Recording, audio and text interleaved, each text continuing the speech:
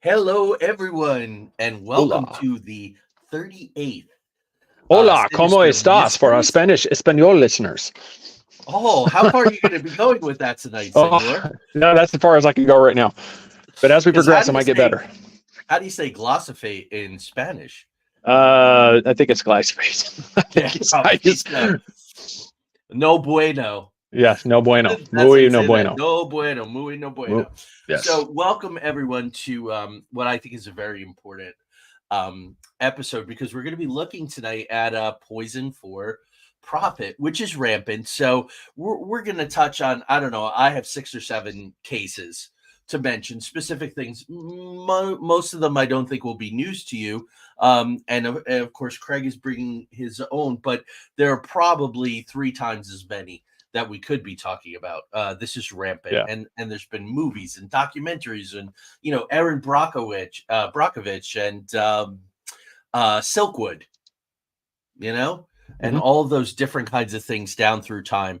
But I got a notification today, Craig, because all the research I was doing, and this is the way that these internet notifications should work in my mind. BASF just made a big announcement yesterday, which I'll talk about at the appropriate time tonight. They're paying hundreds of millions of dollars, these companies, but it doesn't matter. Just to set it up, just to put it out there, because there are no criminal charges, and none of them have actually admitted to any kind of wrongdoing. So when you're making billions of dollars, But I was just like one of the business. comments too. King, who's watching on YouTube, he just same thing. He was just saying it's like profit. It's hard to make a profit now. Oh no. No, you got to, like, when everybody was struggling during COVID, like stuff, Pfizer, billions, record profits. I go, same thing. These companies, you're seeing like Bayer doing these settlements for RoundUp and these ones right here. That's the small drop in the bucket of the money that's coming in to the company. Yeah. They don't, because again, there's so few companies anymore. Like, we'll track that tonight. Like, this company bought that company, this divested into that company, but they're the same old. So let's run the opening real quick and come back and dive into this. Welcome to the show tonight.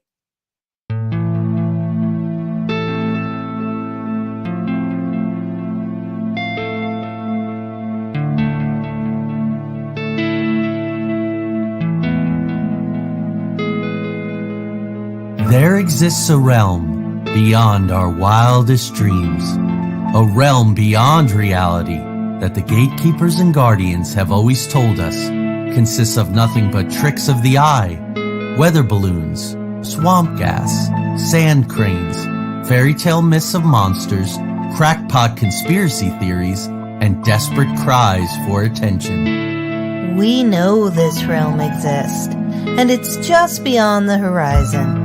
The preset path, the well-worn walkways where the cynics want us to stay.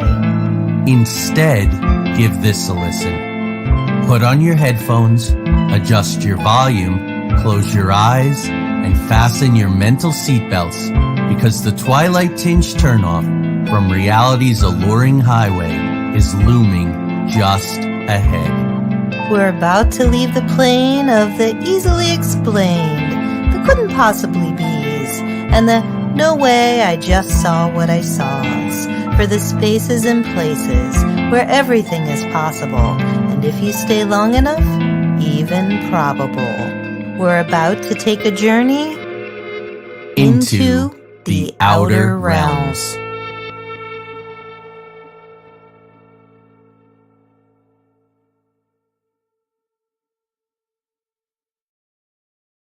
All right, so welcome to everyone who's watching on, I see, Twitter, Three Beards YouTube channel, the Into the Outer Realms YouTube channel, and my two Facebook pages. So welcome. Craig, no questions about the reality of your existence this week? Oh, no. There's, and in full disclosure, we are going to be talking about this, so I'm not above hypocrisy. This is loaded with aspartame. I'm going to be drinking it tonight. So just full disclosure. So is that Pepsi Zero or just regular Pepsi? Pepsi Zero, and I have the rest of my flavored blackberry lemonade thing from Walmart. So I'm going to be fully laden with aspartame on this, this show. So like I said, I'm not without my hypocrisy. So just There you go. Thanks for fessing up to that. I'm just having some club soda with yeah. So just lime, but ice cubes from my freezer. So I so am it shows how probably prevalent just it is and how hard it chemical. is to break yourself of this cycle. So just to show, Yeah, so yeah. it is an addiction. I'm not. I honestly, when I drink those pops, dude, I feel really like crap. Like, I like Yeah. them. I don't drink them because of how bad they make me feel. But so, folks, what I'd like to do to start tonight is I'd like to go with a case study, and I have to thank. I know Joe Red Miles is with us in the chat room tonight. Joe brought this to my attention. This is a really good case study. I'll go just a little sideways during it to bring in some other things so that we're mentioning some other things in the larger tree of this topic without deep diving into them. And then the other things we'll cover a little more quickly, but this is basically how it goes. And Craig, it really Mhm. reminds me of Radium Girls, which we Oh did. yeah. Oh yeah. Yeah, it's Yeah. very Yeah, similar. all this stuff is it's one of those, like the industry, like we'll talk about it. I'm not going to derail this right now. We're going to talk about it, and you're going to see how even the farm industries, when people look at these things, they're going to be like, man, who doesn't love a farmer, that's going to come out here, and you realize that the very companies that are poisoning you are promoting. They're sending out their people, and they're putting all this money into farm orgs, into these farming groups that are so that's when you see some of these farming outfits and these farmer groups that fight GMO labeling, that do these things. You realize they're actually, most of them probably don't even realize who they're actually fighting for. They think they're fighting just, to save money for their farm. No, they're actually doing the bidding of mega corporations. Yeah. And they're in a hell of a position, right? Oh yeah. We know about the tragedy of the American farmer. When was Farm Aid in the 1990s, Mhm. right? Look, I mean, the picture behind us shows exactly, it's like Yeah. this, what happens. Yeah. Yeah. So Radium Girls, of course, was in the 1920s into the 1940s, leading up to World War II and all of this. Mhm. This takes place in the late 90s and goes forward. So 3M, everybody knows 3M. They have very, very, what would you call them? Glossy, very, very sophisticated commercials on TV. Yes. How 3M is in so many different parts of your life, and truly they are. So in 1997, there is a rarity at 3M, and that is a female scientist, and her name is Chris Hansen. And she's only been at 3M for about a year when her boss comes to her and he says, "Hey, I'd like you to run some tests." Her specialties, what her PhD was on, was detecting minute particles in blood and other substances in animals and human beings. So he asked her to please do this and to test for fluorochemicals. Fluorochemicals are basically bonding carbon with fluorine. And this happened during the Manhattan Project. It was part of what the chemists of the Manhattan Project were doing. Well, post World War II, they were hired by 3M. So, military and science often get brought into private sector, right? They're very smart people. They've been very well trained. They've been very well funded. And they began mass producing these, basically, they're chains of carbon atoms bonded to fluorine atoms. They're resistant to oil, water, and heat. So you can imagine the products like Scotchgard, Teflon. I'll get to that. Early in the 1950s, 3M sells what is called PFOA. These are long, complicated names for these fluorochemicals to Dupont for use in Teflon. So everybody's used to Teflon pan. They're great, especially you're having your eggs or whatever. Eggs could be a mess. Things like Scotchgard. So if you had a grandmother or a mother who always had the spray gun on the furniture to keep it from being stained, these things were in there, and they basically never go away. Once they're there inside of you, they are there forever. Now, Chris Hansen, like I said, was a rarity, a female scientist at a place that had 75,000 employees, very few women in these kinds of positions. Part of the reason was because her dad had co-created Scotch Brite scouring pads and also the N95 mask, which is no small Mhm. irony with the companies we're going to be talking about tonight. And so she finds this PFOS. I'll just, every once in a while I'll throw one of these out there. perfluorooctane sulfonic acid. Sounds good. Sulfur, octane, all kinds of stuff in here. Fluoro. And they found it in the blood of 3M factory workers. So this is close to radium girls, right? The girls are putting this stuff directly. It's in their bodies, but they're very confused because everybody's wearing safety gear and this shouldn't be happening. So what they do is they call for a sample of blood from the Red Cross to kind of do like a comparison test. And they find these fluorocarbons in the blood of these Red Cross samples, which means that these fluorochemicals are now in the general population. So 2 decades they've been out there, Scotch Guard, Scotch Band, Teflon, so on and so forth, and they panic. So she gives the results to her boss. He goes in his office. He closes the door. She does not talk to him or see him for 4 days. Dude takes an early retirement after consulting with a bunch of other people. Now, here's what's happened. She gets called up to the main office. The CEO is sitting there, all the executives, and here's this female chemist. And they interrogate her. And during the interrogation, the CEO just kind of closes his eyes, drops his head on his chin, and checks out of the whole process while they just totally brutalize her. They accuse her of betraying the company, of doing tests that weren't authorized, of making things up, of this and that, and they really restrict her work. She can only do certain tests for certain supervisors and for certain applications. So basically, Craig, they farm her out. The daughter of an admitted superstar. Now, this reminds me of Rachel Carson and the whole DDT thing, right? So Dupont Chemicals, Dow Chemicals, their senior scientists brutalized her. They called her every name in the book. They said she should be home barefoot and pregnant. Women have no place in the laboratory. This was all going on. And then Rachel Carson was ultimately villainized for basically they blamed her for all the malaria deaths, on the African continent because she had spoken out about DDT. So this Hansen starts digging. Here's what she finds. That 20 years before, there were animal studies conducted in-house, and they knew at that time that PFOS was toxic.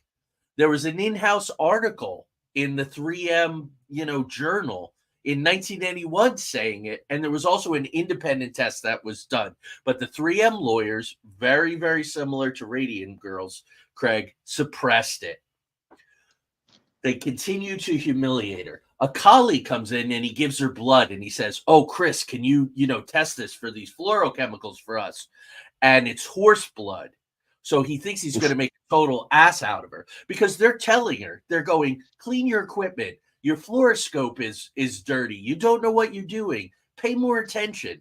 They're just in total denial. So the horse blood comes up with PFOS. They also find it in rats. So they understand that it's being spread through fish meal to horses, to other animals. And that means that it's in the general food chain. It's in the water. The fish are digesting it. It's ground up in the fish meal. Then it goes to the animals.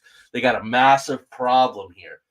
Also because PFOS was not an official ingredient in what they were testing. And yet it was showing up. But all these other fluorochemicals break down into it in the body. So even if you're not directly putting it in, these other ones ultimately become it. That's an interesting thing with aspartame that we're going to talk about later. So it's in wastewater. She goes back even further, 69 to 71. There's a Michigan breast cancer study. It's found in blood samples in Sweden going back to the 1950s, Craig, which means they no sooner went to market with this that it was already contaminating people. I mean, this stuff was voracious. So he comes to find out more that 3M has been reporting to this to the EPA all along. They're required to by law. They have to file their test results, but they don't mention Hansen. They don't mention Hansen's tests. They don't tell her that they're talking to the EPA, and they lie about the negative effects. So they're cooking the books. basically. So in 2000, so 13 years later, they find it in blood banks. I mean, it's everywhere. Yep. It's in the water. It's in blood banks. It's everywhere. Under EPA pressure, they discontinue the product, but they don't admit culpability. And this is key tonight, folks. Don't admit culpability. Pay the fines, but maintain your innocence. And then Hansford is put into a completely different division. 6 years later, the EPA comes forward now under massive pressure and accuses 3M of violating the Toxic Substances Control Act. They ask them for $1.5 million, but they don't have to admit wrongdoing. Okay. Yeah. Remember that number, 1.5 million. For Emmer Chemicals now undergo a name change, the same way defense contractors do, the same way, you change your name. This guy buys that guy, but it's really the same guy. That helps with taxes and all kinds of things.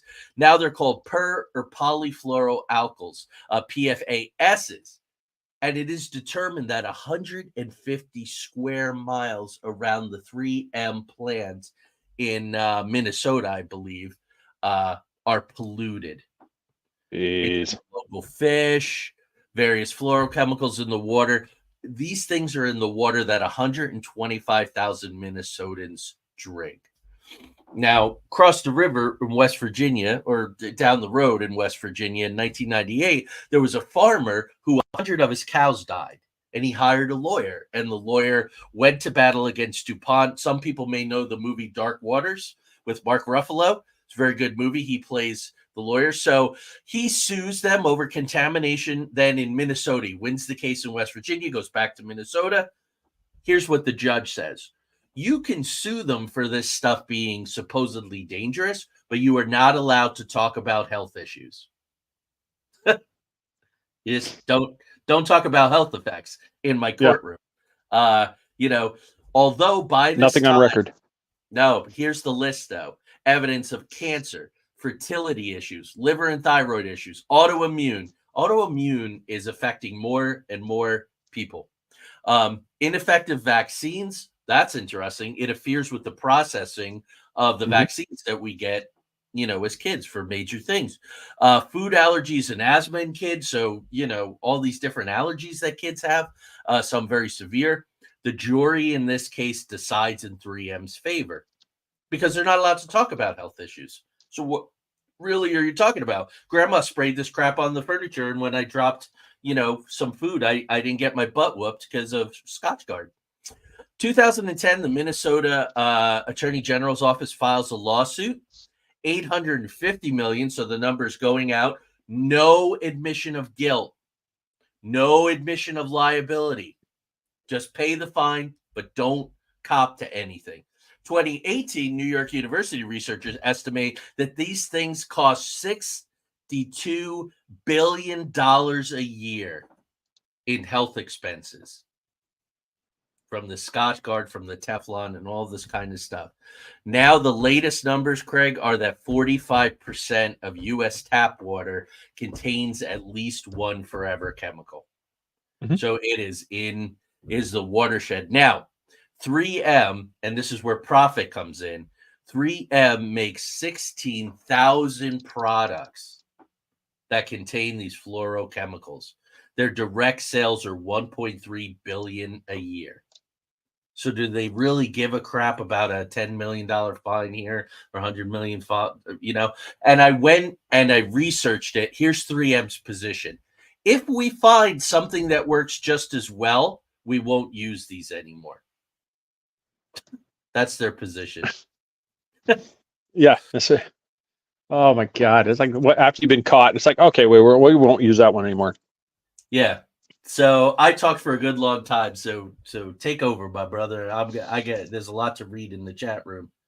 Oh yeah, no, it's the viewer Strata is talking about the autoimmune. Yeah, and Tanya, everybody's guilting me. I won't drink this one. I'll set it off to the side. It's very interesting, and of course we have to be careful for obvious reasons. But yeah, for our radio audience, ERT Radio, 10 p.m. on Eastern Standard Time on Wednesday nights.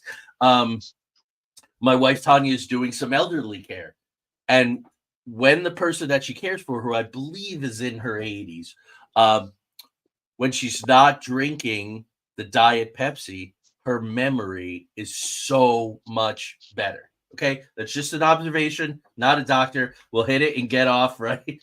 Yeah, I don't. Yeah. I mean, where do you want to start in on glyphosate? Yeah, we could do that. I just want to say though that attached to these forever chemicals, yesterday BASF, another major, massive chemical company, has been around forever. I knew a guy who used to work for them when I was a kid. In Charleston, South Carolina, is offering to pay $3.6.5 million for testing, removal, filtration from the water. But just keep in mind, these are called forever chemicals for a reason. So yeah, let's move on to glyphosate, which means Roundup. Yeah, one of the things too, just remember, it's like the stuff like what we're experiencing. Pretty much, a lot of people, there's, you'll get a lot of stories that are anecdotal. I mean, it's just you have to take them, but it's pretty much across the board. If you think that you're just growing your own food, you're pumping water out of the ground, you're doing all this stuff right here, you're safe. You're not. It's in the ground, it's in the water, it's these things, it's permeating these things. When you have companies, one that used to exist, was bought out by a certain company, Monsanto. Mm-hmm. They were actually engineering to where some of these products like Roundup, the key ingredient, like the herbicides and stuff, was actually genetically put into the crops. So that way the crop itself was naturally, resistant to insects, to diseases, to, had a natural immunity. Well, the problem is, just like anything, like one I could bring up here, but like if you look up right now and they say, well, they monitor this stuff. Well, they give, like the FDA will do its annual reports. Well, the report that they just released in October 2023 was the testing from 2021. They're 2 years late, 2 years. Yeah. So as anybody knows, there's a lot going to happen in 2 years time. Mm-hmm. And so one of the ones they did in 2017, they sampled 879 corn, soybean, milk, and egg samples. And of those, and this is 2017, 59% of the corn and soy samples tested positive for glyphosate and glufosinate. And so these are, and what they'll say is these are below the tolerance level set by the EPA and the FDA. But, just when everybody says like the tolerance levels, just remember, the tolerance level for human feces in your food is not zero. It's not zero. So just remember, when they say that's safe, they have, this is the part that gets, it's so bad. I mean, it's like you don't want to demonize your neighbors, but when you walk out and you see somebody holding a jug of Roundup spraying, that's going directly into the water supply. Right. And last I checked, there's not very many of our viewers or people around that have those fancy, elaborate water filtration systems that can take it out of their water. No. Your Brita water filter is not going to filter out these. No, not at all. The forever chemicals, they're not going to filter this stuff out. And so what it is you take this stuff, you're watering your crops, but the problem is it's already in the water. It's already in the crops. It's already in the food supply. It's so even organic, like you think people, I'm healthy, I'm eating organic. Yeah. Organic food is testing positive for this. Oats are testing positive. all the stuff, animals, as I said, everything is testing for this because it's just the same thing. Like they just were talking about microplastics. Everything is being, they're finding, those things in everything now. And that's the thing, like Lori was just saying, my neighbors use, and that's the problem. It's most people that, I'll kind of derail it here a little bit. Everybody, I think I've said this before, his name just failed me, but he came up with a term. Everybody think, when you say the all-American breakfast, what comes to mind? Everybody's like bacon and eggs, right? bacon and eggs, toast, orange, all this stuff. That was a propaganda campaign done to sell products. That was never like, I think that was what's done. And so you see these things that come out, and what they're going to put up a picture is, and one of these companies, I'm going to bring this here. I don't know if you have it handy, that photo to show that chart. Oh, damn, I don't. I'm sorry. No, there's this toxicity thing. There's a chart that was brought out. It was brought out by this organization called Washington Friends of Farm and Forests. That's the name of the thing.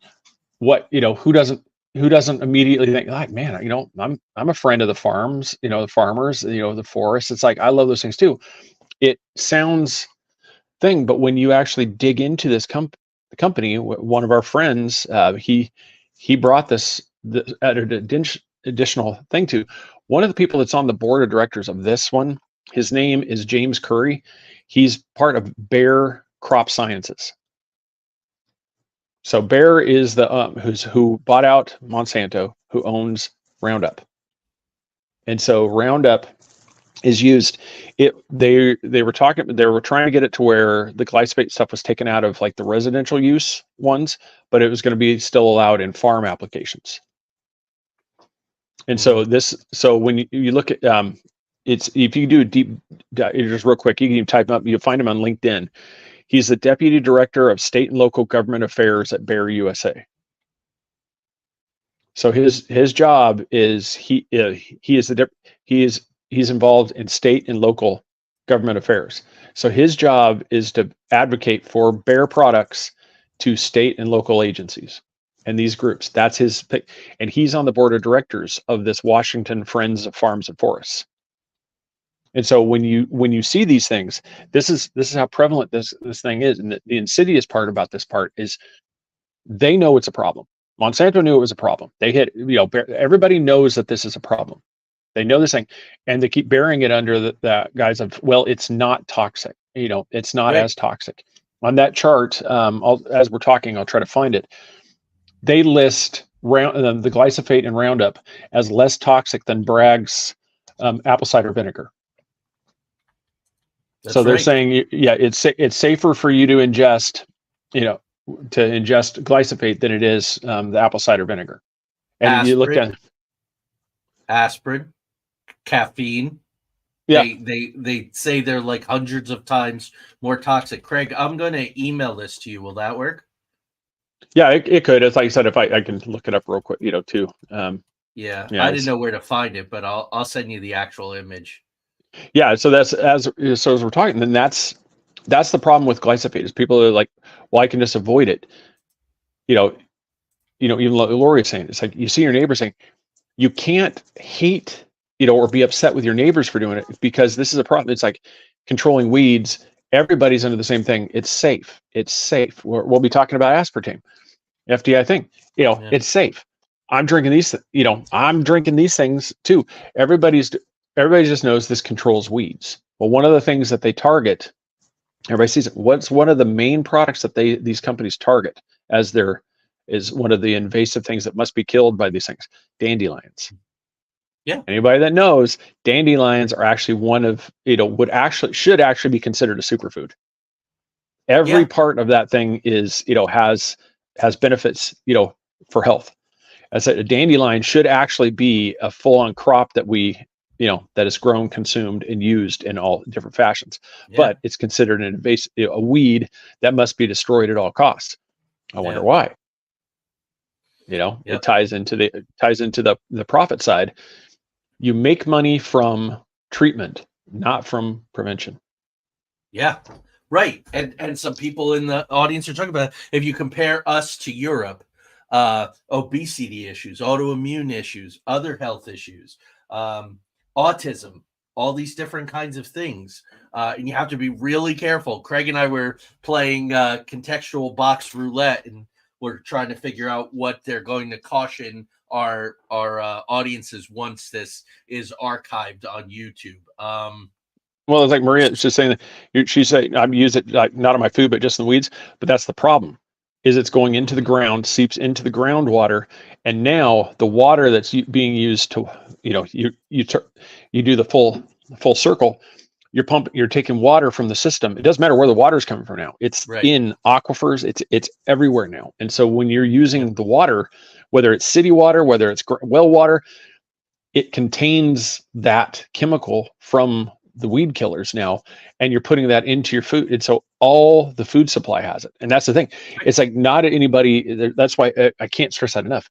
It's not to demonize the people using the product, because it's just, we've grown up. Everybody's ingrained. How do you get rid of the weeds that's in your driveway and those cracks? You want your sidewalks, like, just spray this stuff real quick. Nobody was taught to think about the potential for a thing. But Tanya just said it right now. It's now permeated everything. Yeah, look at those fluorochemicals that I opened with. 45% of the drinking water. The fish are in the water, they come out, that goes in the fish meal, which goes in the animal. Even if you don't, like, I get down on my hands and knees and pull the friggin' weeds out of my sidewalk and the elephant trunks from the old houses that we're trying to preserve that were around us. So anyway, I have a few. Wow, people are getting really upset. That's the idea. Don't flush used prescriptions down the toilet. When they test the water, Craig, they find all of these antidepressants and anxiety medicines in the water. We got meth gators down here. Yeah, you got 65% of the population taking these things. They're in the water. So yes, unused, right? It's that, right? It's obviously it's coming out in the waste products. Well, it's not even just unused prescriptions. As a society, we're so over medicated that it's actually the residue that's even being filtered through us. It's still going into the waste stream. Yeah, that's how prevalent this stuff is. I mean, it's hard to just immediately just cast and say, these companies are doing it intentionally.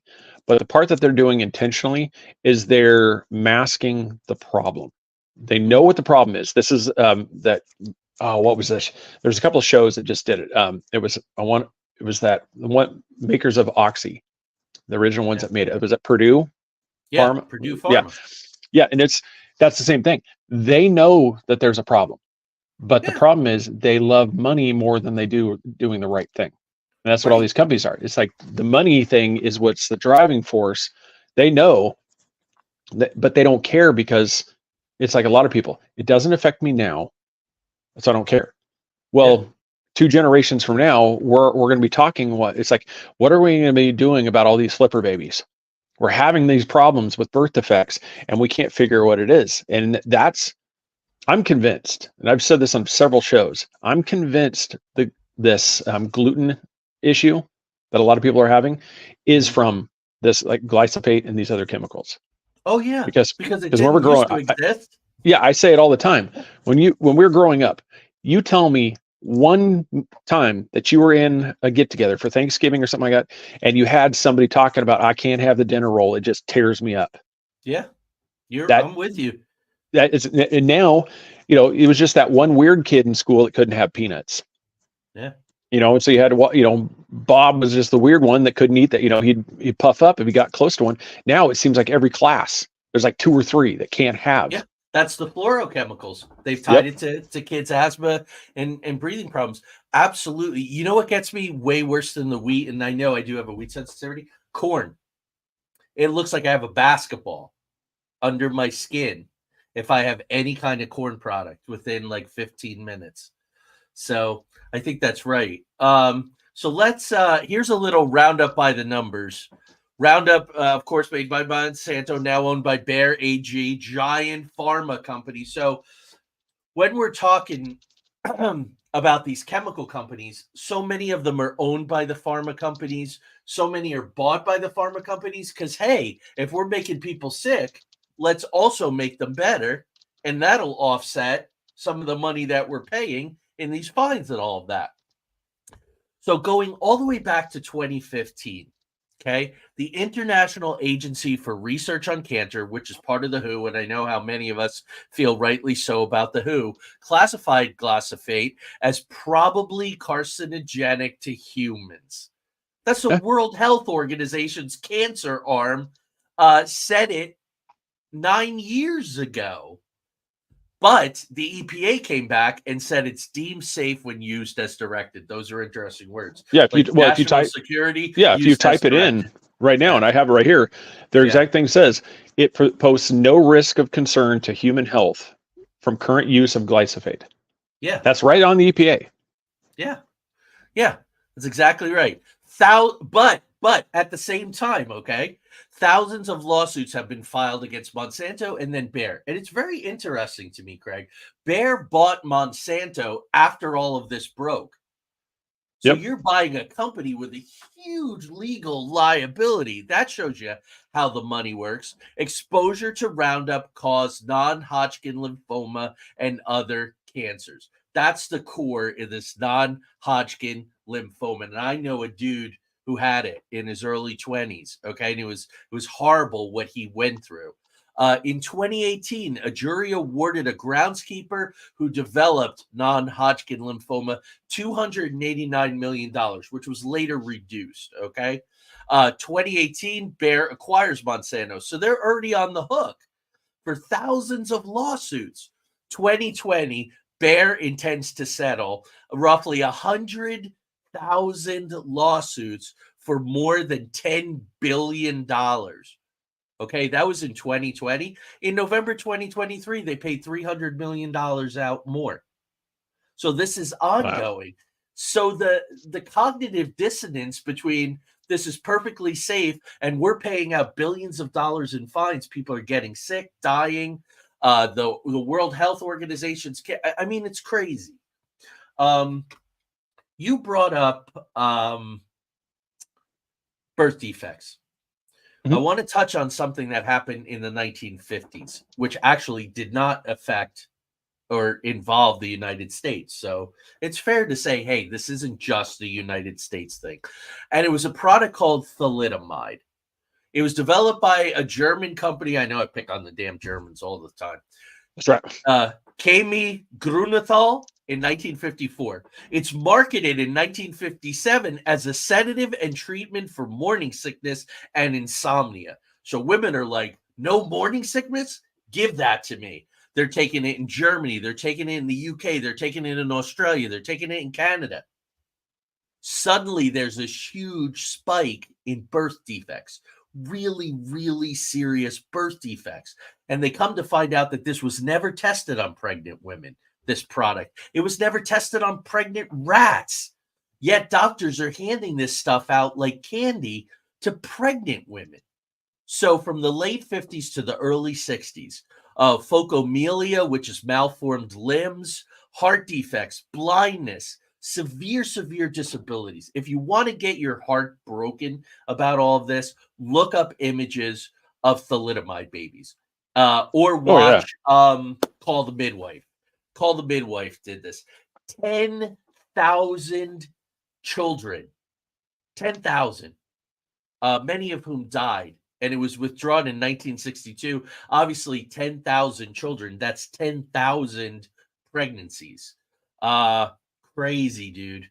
It's heartbreaking. It's absolutely heartbreaking. Maria says the EPA said our coal mines were bad for us, so now we have to buy most of our coal from China. Yeah, and having lived in West Virginia for 8 years, coal purchased from China and all of those relationships and all.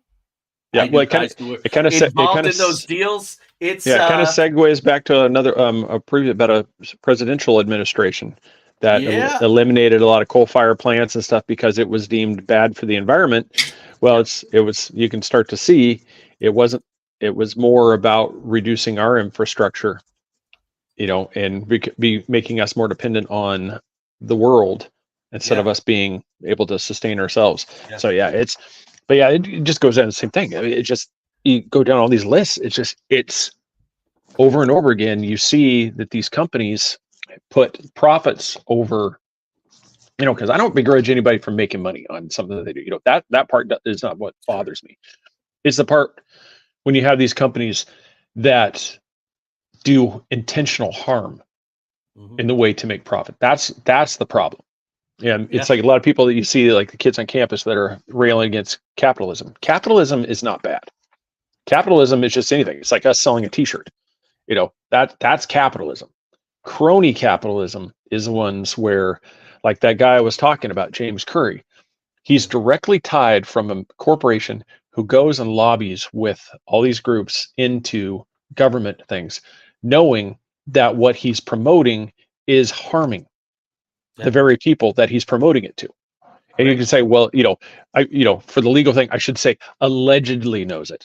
Is what I should say. Right. But it's one of those things. How many times you got to see these lawsuits from RoundUp that's owned by Bayer, and before you could say, dude, you're dealing poison in the guise of this is helping. This is going to help for crop. Yeah, and that's what I said. Crony capitalism is the problem. But people forget that to add that crony part. They just immediately say, corporate, capitalism bad. This is why the problem. No. It's this incestuous thing where they deal with those in power and business working hand in hand. Those are the problem ones. I have a beautiful case study for you on this, dude. Aspartame. Donald Rumsfeld. We all know politics, very powerful topic. We don't know what we don't know. Perennial in both Bush administrations, I think involved going back to Reagan. He becomes CEO and later president of a company called G.D. Searle and Company, a pharmaceutical company that developed aspartame, which of course is an artificial sweetener. It's in a product that Craig has right there that he's refraining from drinking. And he was involved from 1977 to 1985.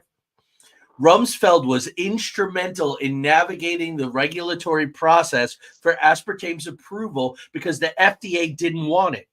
They said this crap is dangerous and we don't want it. But it's the fourth ingredient in this. Yeah, he had all the connections. He had all the power. He had all the influence. So the FDA says no. So check this out, guys. Here's what he does. He engineers the appointment of the FDA commissioner, gets Reagan to appoint him in 1981, smack dab in the middle of his tenure as CEO and president.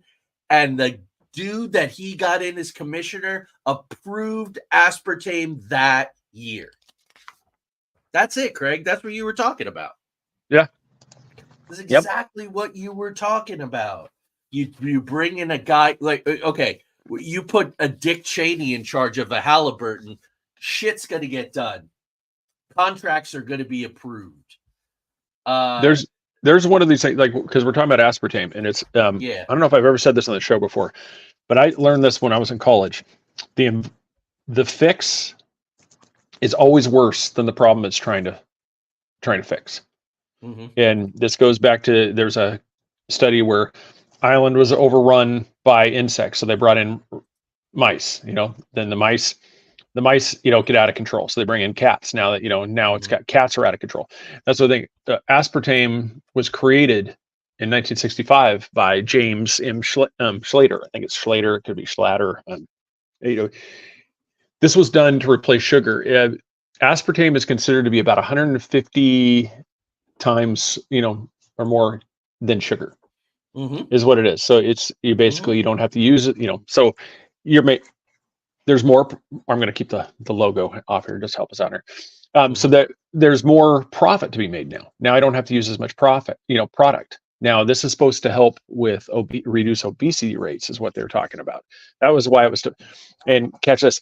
It was helped to fight obesity rates in developing countries and those with diabetes is what it was. So once again, it's in this one.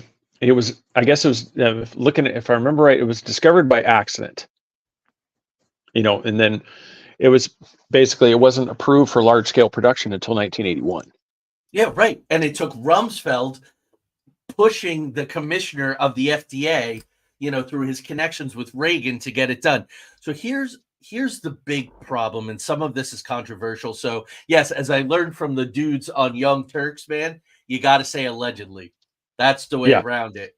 Yeah. So that's why I said so. It's allegedly, and that's why I was like, I'm going to turn the label around. Allegedly. Allegedly. Here's the problem. Here's the problem with aspartame. The same way that a byproduct of Agent Orange is something way the hell more dangerous than Agent Orange, which I'm going to talk about in a bit.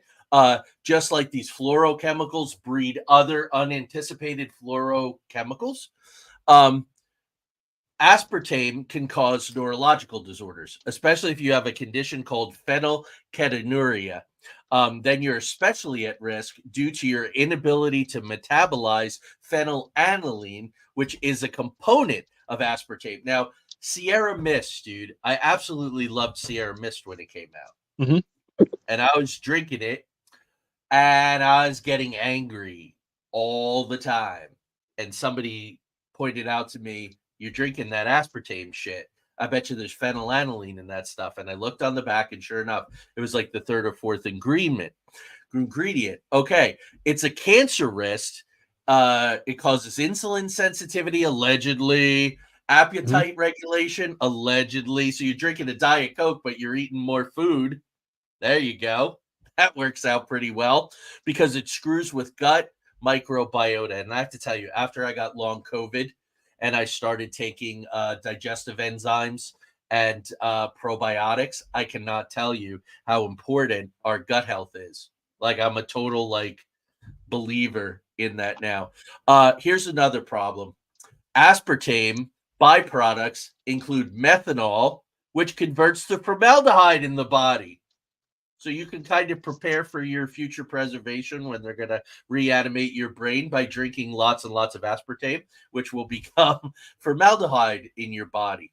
Now, this is allegedly could be the culprit of Gulf War syndrome. Pallets of soda containing aspartame sitting out in the hot desert sun. At a certain temperature, it converts to methanol outside of the body. And that methanol then converts to formaldehyde inside the body, allegedly. But there is a good bit of research on it. Just like Craig, there's a bunch of research that says that is absolute horseshit. So the lady is protesting too much. Well, and that's one of the things that you'll see, and that's where groups like this, Washington, Friends of Farms and Forests come in. Mm-hmm. These companies will put these things in here. It'll put it in the guys, like you have like these artificial sweetener, or you have these things. They'll come these things, and they'll have these groups come out and say, "No, this is an essential piece, to helping the middle America survive. We must keep doing this stuff because we're like high fructose corn syrup. We know this is bad for us. This is not something that we should be consuming." But there's so much in the lobby. I mean, we had somebody when we were doing Three Beards podcast, we had somebody on, her and her husband shut down when I asked them about the corn subsidies and stuff like this, because it was an immediate thing that you knew, okay, this is something we're not supposed to talk about it. And that's the problem. It's like, these things, canola oil is terrible for you. Yep. But this is major lobby in these companies that, behind these things. Maria, one of the people watching, she even mentioned this thing too, is just where, and that's, you have these they engineered some of these crops to be, that they have to be resistant to Roundup. Mm-hmm. Because if it's not, the product, kills the crops. So it's one of those things. At what point do we start thinking, okay, there must be something wrong in the food supply? And that's where it comes down to stuff like, that's where poison for profit, we debated the other one, like the poison in you, it's like, it's just these names, but that's basically what it is it is literal poison, but we're all eating it. We can't escape it. Mm-hmm. It's used in so many products. Aspartame's in dairy products. It's in some dairy products. It's in, anything is, I'll cover up again, but if anything says zero sugar, if anything says, even like low calorie stuff like this, most likely it has an aspartame, aspartame or an aspartame-like product that's used in the thing. And that's just it. Most people, they try to avoid it. You can't. I mean, you won't be eating flavored. Go ahead. Yeah. No, I was going to say there's that's the thing, is just there's a lot of people are like, well, I just don't eat it. I'm like, when you actually break down all the stuff that has aspartame, fructose corn syrup, when you have all these things going here, you realize you basically, unless you prepare everything from scratch, you can't avoid these products. Right. Yeah, it's very very difficult. And when you look at them cumulatively, and the fluorochemicals being in 45% of the water, and the Mhm. the opioids and whatever. Yeah, I mean, basically all of us have some of these things, Well, you look what know, just happened at East in us. Palestine. Yeah. Yeah, That right. accident. That Yeah. that was that was a major introduction of those chemicals into the water system Yeah. instead of a slight Yep. introduction through multiple products. This was a literal, just all at once. So what has that done to the water supply in Ohio? Yep. Yeah. They didn't contain it all. So now it's the thing is, so what somebody like in your area is supposed to do now, because if the aquifer is contaminated, which it's not allegedly, Right.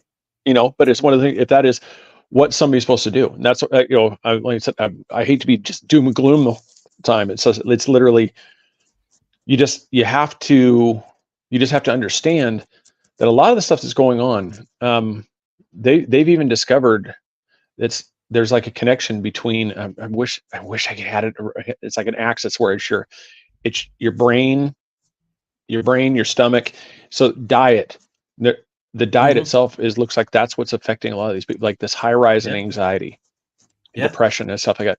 Yep. Probably has something to do with the food supply. And if we want to go nefarious and sinister, what if that's the intention?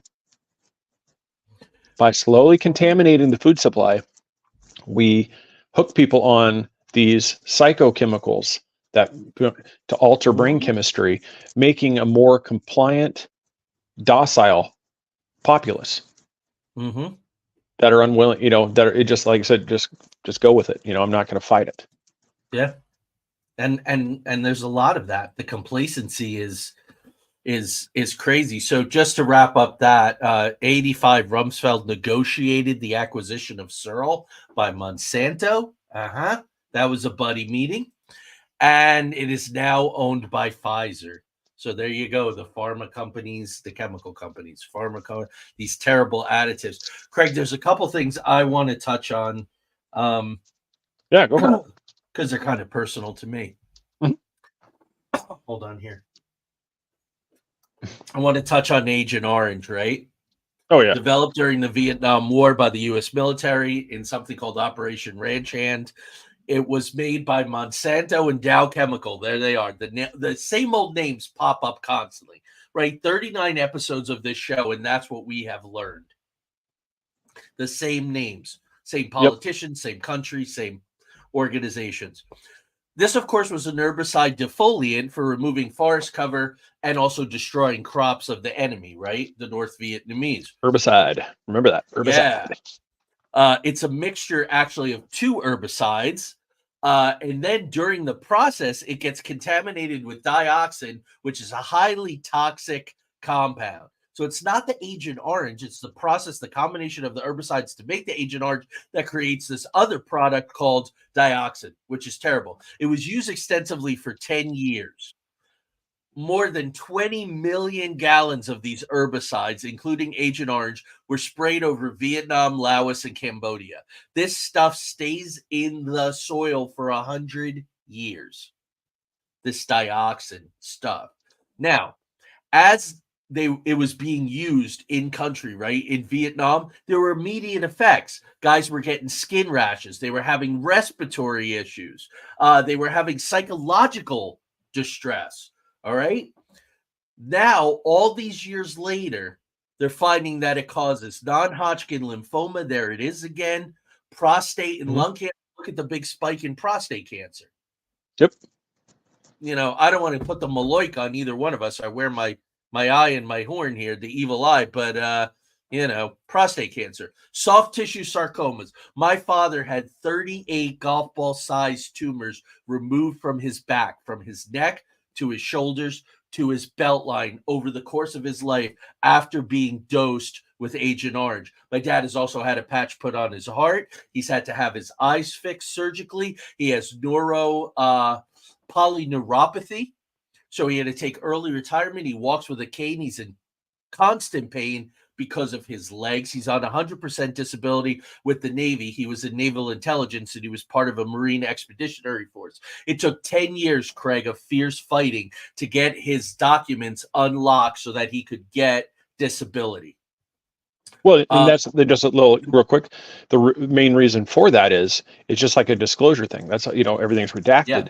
The problem is by saying this is what possibly caused it, that opens up the avenue for people to say, like, wait a minute, and it shows, it shows that you were the complacency of the agencies, but it also shows that you were in cahoots with the same thing. You knew that there's a problem. Yeah. So they can't release it. And that's what I said. So the fact that you were able to get that much is amazing. Thank you, Wu. I appreciate it. Yeah, I mean, Vietnam's been killing my dad for 20 years. Tanya's father's on partial disability.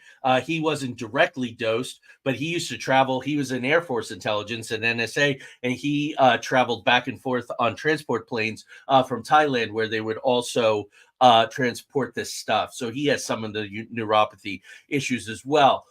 Birth defects, peripheral neuropathy, heart disease, hormone regulation, reproductive health, autoimmune, Ehlers-Danlos. There are two major organizations for families of people who were exposed to Agent Orange. My dad came to me 10 years and he said, Joey, the government is going to contact you. They're going to give you a full body of tests, blood, everything else. I have this weird skin condition that comes and goes.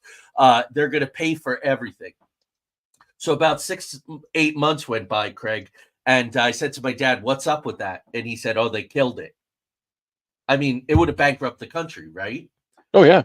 But my sister had 3 miscarriages, and 1 baby was born prematurely, and she had a severe fever, very severe fever, when she had another one of her babies. And, of course, everybody knows about our child, Joe, who was on full disability by the time she was 18.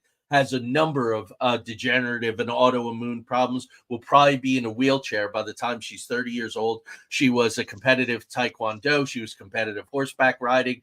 Now she basically sits in a house in constant pain all the time with, 12 different doctors. Wow. And so there are 2 groups out there. So if you had a relative who was exposed to Agent Orange, you may want to look into that. Not a lot is being done. Some doctors won't even talk about it, Craig. You talked about the corn modifying. Doctors won't talk about it. So Joe will say to them, my grandfathers were both exposed to Agent Orange, blah, blah, blah, this and that. They just won't talk about it. They've been ordered not to. But there are veterans organizations and victim groups out of there, and it's basically been proven these multi-generational effects of dioxin exposure. Now, I just want to say really quickly, dioxin. You guys can all look this up. Some of you know that I do a lot of work for immersive gamification experiences for Route 66. Times Beach, Missouri, was a Route 66 town. In 1925, the St. Louis Times promoted the town as a resort for doctors to relax and fish, and they sold them 20 by 100-foot lots to any subscriber of the newspaper for $67.50. That was pretty darn good. 1972 to 1976, there's this contractor because they have a problem with road dust. So they hire this dude to lay down this substance to suppress the dust on the roads. Well, this is a combination of dioxin, the byproduct of Agent Orange, and hexachlorophene, which is used in disinfectants, and motor oil. So he mixes all this crap up and he puts it on the roads to suppress the dust. What happens 6 years later? There's a flood, and the EPA is testing the floodwaters, and they find dioxin all over the place. They shut down the entire damn town. 2,200 residents were pushed out of the town. Every single house was razed, and it became a Superfund site. In 1985, it was officially disincorporated. Took 14 years and $110 million. And Craig, you know who went to jail? Nobody. Not even the dude that laid the crap down. He was mixing motor oil, hexachlorophene, and dioxin. And Yeah. that just dudes making a living. Crap happens. Like, what can we do here? Well, it's just, So, I think especially when it comes down to, I mean, it's going to be really, I think I'm trying to find a bigger image, but there's a lot of these ones when you do here. I just want everybody says, well, here's like you see this one. This is just like one of many that you can find when somebody says, like the government says that this is safe. This is, we've done these tests. Like this is one, they used to intentionally spray people. You got the picture of that. I'm not sure if you saw Oh, it. you Yeah. have a picture of that? Yeah, I got it right there to I've share. seen that. Yeah, that's one. They're spraying people with DDT. Yep. And so, yeah, I don't know if I'm not sure if you're able to put that up. Hopefully it Yeah. will. Yeah. Yeah. So there's many of these images. So when you see people say like the EPA, the FDA says it's safe, just remember that's the same people. Nothing's changed. When you look at the list, they talk about parts per million. Yep. Of things that are allowed, and you look at it and you're like, from the stuff we've been talking about, this is known. This is not, well, we deem it safe. No, the neurological effects.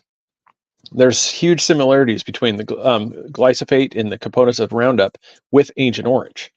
Yeah. And so we already know, like, nobody's going to sit there and spray Agent Orange in their yard. No. But you give them a container of RoundUp, weed control. Yep.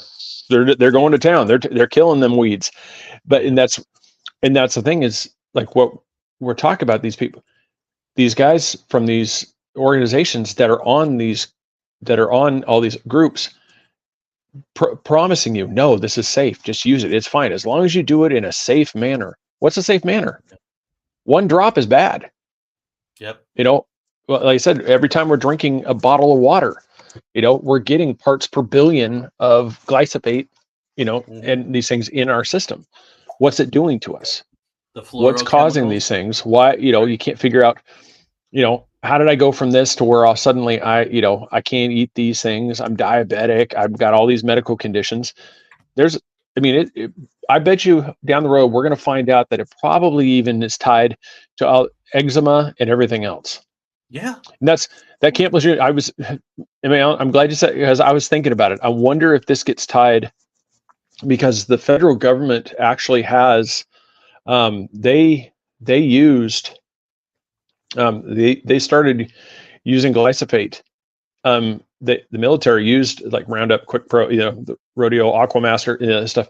The federal government was using these things in the military. Oh yeah. And so once again, what aspects of these things? So it makes you wonder, like, this can't legit, how many of these people were there? And the problem is they can't admit it, because then that opens up the thing, is because then it comes down to, what did you know? Who knew it? When did you know it? All these things. And if they break these things down, then we start realizing that we've been lied to even more than we already know we are. Right. And the military is so culpable. I mean, one of the first shows we did, dude, was with Edgewood Arsenal, where they were dosing military guys with nerve gases, dosing them with LSD, dosing them with, really hard to pronounce, things, to look at the effects, testing our own guys, and then not allowing them to sue the government because they were in the military and it's what they signed up for. So really?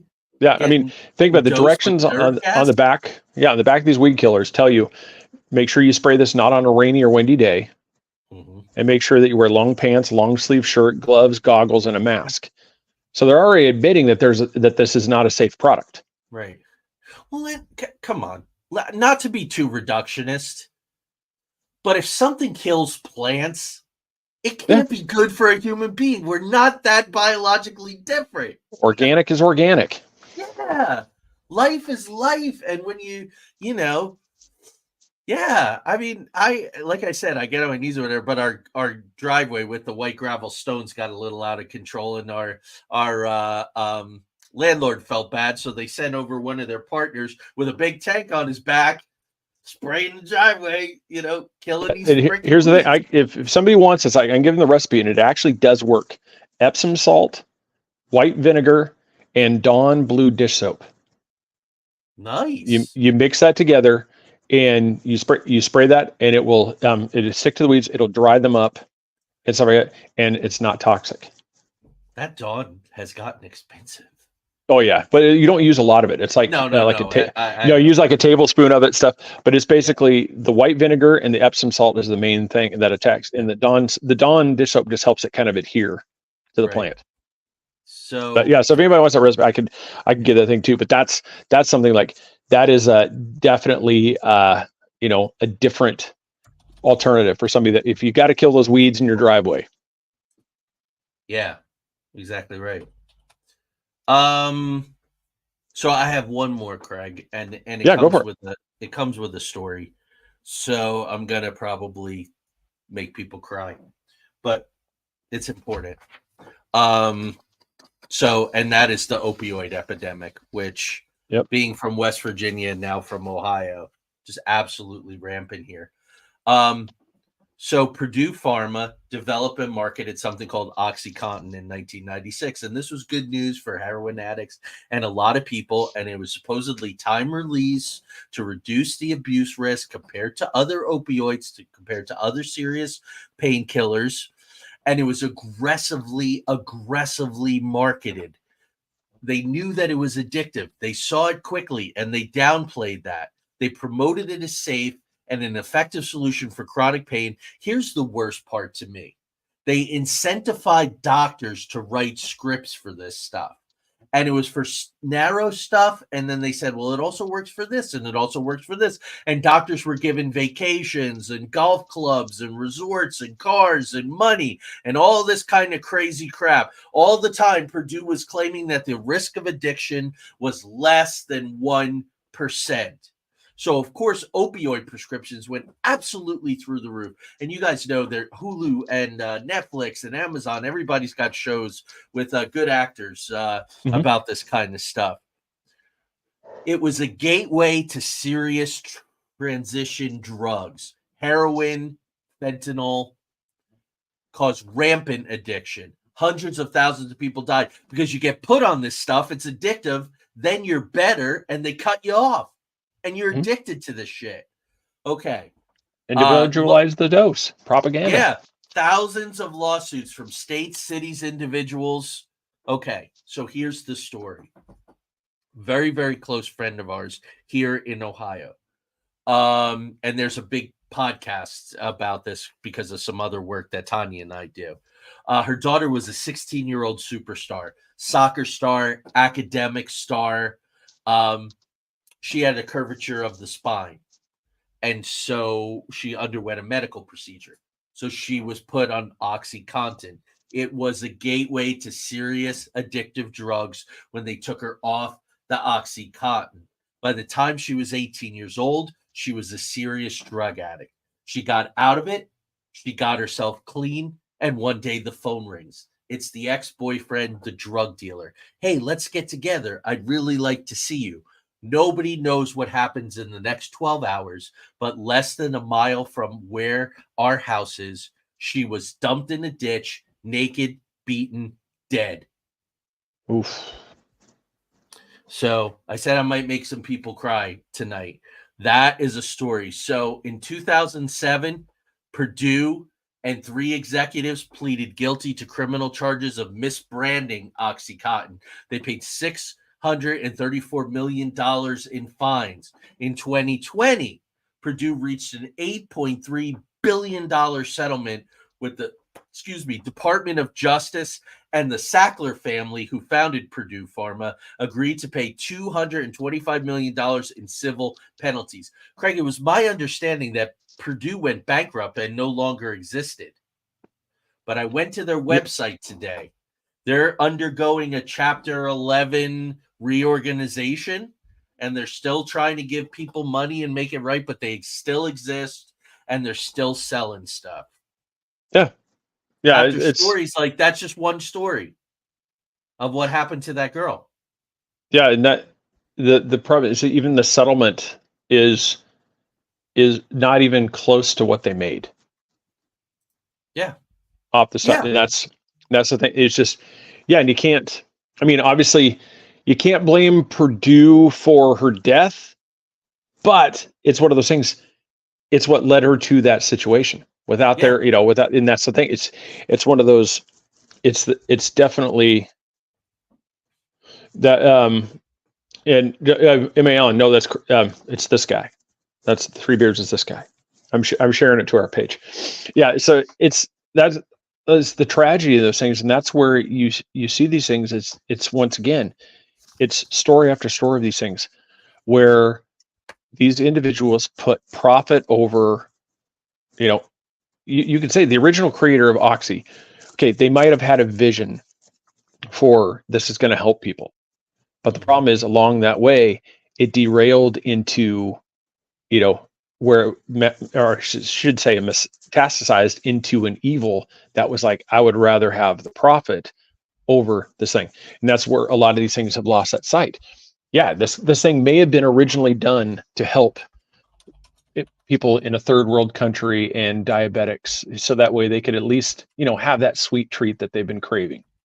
Well, now it's become an addictive thing to where, we're drinking liters of this on a weekly basis, right. And I'm under no, I could keep it that way. I'm under no illusion that this is health food. No. That, and I don't think anybody is. It's a dark colored liquid. The caramel color is bad for you. All this stuff, so it's just, but they said, what is it? Tastes good, makes you feel good. And that's one of those things. Is now the same way? Oxy was the same way. Helped you, made you feel good, helped you think. But then what happens when it comes down? You gotta have more. You gotta keep having more. Yeah, and the ironic part was they were celebrating it as a way to get people off of heroin. And it became circular. And it actually ended up putting more people on heroin. Yeah. Just an absolute crisis. Check the private chat, sir. On mine, okay. As we're wrapping up tonight. Oh yeah. You would hope I'd be prepared for that. It's okay if you're not. It's cool. All right. So when we come back in 2 weeks, just watch for the banners and for the announcements. We're still finalizing our summer program. Yeah, like I said, it's like what's the possibility? Like I said, we definitely we got some really cool ones coming up. Yeah, we absolutely do. Yeah, it most likely it could be the missing hikers. Nice, that's a really good one. Yeah, so I said that might be well. Now that I just tease people, let's do that. Well, we'll give you a little more details on it, but we'll say I'm trying. The name of where they were lost is failing me right now. I can't. It was 4 guys, right, in Wisconsin. Yeah, I think that's where it was. Yeah. So yeah, sounds good to me. So yeah, a little. So we're gonna maybe get away from the political a little, get back to some pure Sinister mysteries. Craig and I also talked, and as things are moving, there was a big announcement today. I think took some people by surprise. A certain verdict came in late this afternoon. Unanimous jury verdict. Oh, you didn't know? No, I have not. I have not heard about it yet. G on all 34. Really? Yeah. Yeah, after 2 days of deliberation. Yeah. So, and of course, the virtual roll call to get Biden on the books. And, I don't necessarily like when podcasters say, look, we're not political. We just don't want war and we just want everything to be fair. But Craig and I may change the subject matter for some of our shows if something is really big happening leading up to November. But we both have agreements that what's going on is not in the two-party system. It's above it, these people that we talked about you week and after week. So we're not going to be endorsing anybody or anything like that. No, it'd be one of like I said, we talked about it, just where it would be, like if there was election coverage, it wouldn't be, well, this is a pro-Biden coverage, this is pro-Trump coverage. This would be more actual commentary as things are going in, and just talking about this is where this would happen. And I've kind of talked about that because it's one of those we could, because it's even like that. It's not even just Joe Biden giving Ukraine power to use those things. You're seeing the master hand of the global movement. And that's why I said this Biden is just another part in the Yeah, it's the yeah, it's the he's war another machine. piece. It's the war machine. Yeah, it's which they doesn't said get he's elected in. Yeah, because it's one of those things. Why did Putin suddenly decide that now is the time? Because the pieces were in play. yeah. He didn't do it 4 years prior. All of a sudden, boom, and that's one of those things. Yeah, so that'll be the kind of stuff that we'll dabble on, but there's never going to be, I don't think you guys could tell who I'd be for or who, because I've never really made the thing. That's exactly right. They're I all think they bought and both sold. suck. I think they both suck. Yeah, both parties suck. So that helps. They're bought and sold. The guy that's in the White House literally isn't even running the country. We know that. Yeah, so going from defensive to offensive weapons, I had missed that. Was that announcement recent? Yeah, they're talking about that because Zelensky's been asking for. I know we're in overtime, but I know Zelensky's been asking. That's they've been wanting to use the things, but we've been restricting, saying that you can't use our weapons for offensive attacks across. Right. For it might do well.